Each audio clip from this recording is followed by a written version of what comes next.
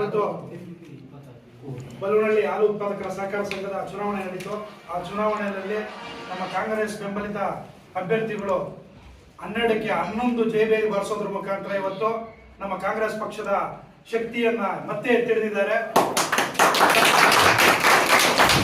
ಸತತವಾಗಿ ಇಲ್ಲಿ ನಮ್ಮ ಕಾಂಗ್ರೆಸ್ ಪಕ್ಷದಿಂದ ಅಧ್ಯಕ್ಷರು ಉಪಾಧ್ಯಕ್ಷರುಗಳು ಏನ್ ನಡೆಸ್ಕೊಂಡು ಹೋಗ್ತಿದ್ರು ಈ ಡೈರಿನ ಮುಂದೆ ಕೂಡ ಎಲ್ಲ ಜನರ ಇಲ್ಲಿ ಹಾಲು ಉತ್ಪಾದಕರ ಅವರ ಬೆನ್ನೆಲುಬಿಗೆ ನಮ್ಮ ಎಲ್ಲ ಇಲ್ಲಿ ಗೆದ್ದಿರುವಂತ ಎಲ್ಲ ಸದಸ್ಯರುಗಳು ಅವರ ಒಟ್ಟಿಗೆ ಇದ್ದು ಒಟ್ಟಿಗೆ ಕೆಲಸ ಮಾಡ್ತಾರೆ ಅನ್ನೋ ನಂಬಿಕೆ ನನಗಿದೆ. ಖಂಡಿತ ಈಗೇನು ಅಭಿವೃದ್ಧಿ ಆಗಿದೆ ಇದರ 10ರಷ್ಟು 100ರಷ್ಟು ಅಭಿವೃದ್ಧಿ ಪಡಿಸೋದಕ್ಕೆ ನಮ್ಗಳ ಕಡೆಯಿಂದ ಏನ್ ಸಹಕಾರ ಬೇಕೋ ಖಂಡಿತ ನಾವು ಜೊತೆಲಿದ್ದೀವಿ.